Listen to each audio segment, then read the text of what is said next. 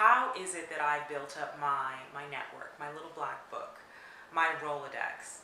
Um, and this is obviously so important for business development, for any project or idea you're trying to get off the ground, where you need people to invest in you, invest time, invest energy, invest money. You know, if you're looking to get hired, if you're looking to grow a business and you need investors, if you're looking to grow a nonprofit and you need to find donors, you know, if you're looking to any idea you want to get off the ground, you need the help of your network, your professional network. And so I was thinking about, you know, a couple of tips, you know, that I could pass along as to how you could really enrich your professional network. And I came up with 3 things. I wanted to share them with you. One, first tip, make friends with wealthy people. And when I say wealthy, I want to make sure that there is a nuanced understanding of what wealth really means, right? For me and with my business with Anoko, we talk about wealth in a broad sense. It's your intellectual capital, it's your social capital, and it's also your financial capital. So when I say make friends with wealthy people, I mean think about people who are smarter than you.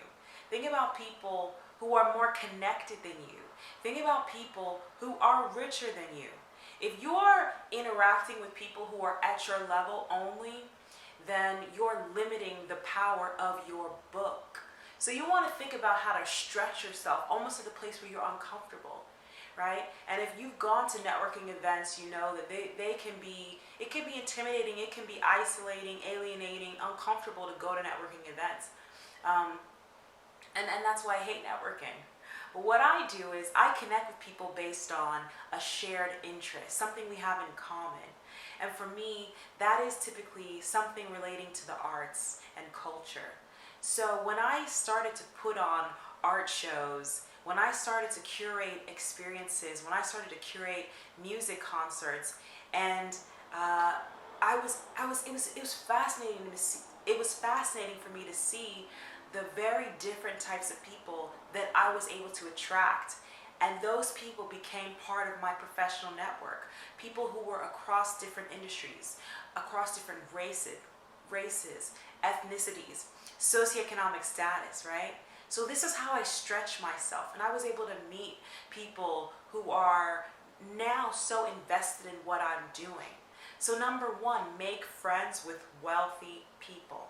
Okay? Number 2, you need to help those friends, right? Help more than you ask. Give more than you get. One of my contacts, Cynthia Greenwald, she has a really interesting kind of analogy. She talks about making deposits in people, right? She talks about nurturing your relationships as if you're farming, right? Not hunting, not targeting people and asking for what you want. No. She talks about nurturing those relationships and making deposits in people, helping people, right? And there's something psychologically inherent in us. When somebody helps you, you necessarily feel that reciprocity and you want to help them, right? So it's just nature for us. So make sure that you're helping more than you're asking. And you'll find that people will then return the favor. Because if you are making, as Cynthia would say, if you are trying to make deposits, if you're trying to make withdrawals before you have deposited enough in people, then what happens? You're on E. The bank account is empty. So make sure that you are helping other people. And think about that as you go about your daily interactions, as you're talking to people. Think about how are the ways you can be helpful to somebody else before you think about yourself. And it will come back to you in dividends. Okay, the third and final tip that I have is be a fucking boss. Okay? Don't be a follower. Be a leader. Own your domain. Know what it is that you're good at, and you need to talk about that. Talk that up. Don't be shy about it, but be good at it. If you need to hone, continue to hone. There's no shame in growing and learning. You're always supposed to be growing and learning, right? Because if you're not growing and learning, what happens? You're dying, right?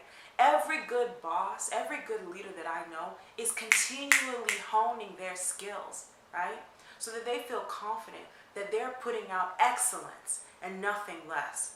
If you need to turn around and kind of turn inward and retool and pivot as needed, you need to do that, because nobody is going to advocate for you if you don't believe in yourself, if you don't know what the F you're doing, okay? So those are my 3 tips. Make friends with wealthy people, make sure that you help those friends, and make sure that you're a fucking boss at everything you do. And you will be able to grow your network, you'll be able to grow your little black book, you'll be able to grow your Rolodex. And these are the foundations. This is your social capital. This is the people who will be your raving fans and your cheerleaders in anything that you're trying to do. I hope you appreciate that lesson. I hope you heard a word. I hope you heard something that can help you as you navigate your professional development. And I will hopefully come back to you with more tips. And I'll see you soon. Take care.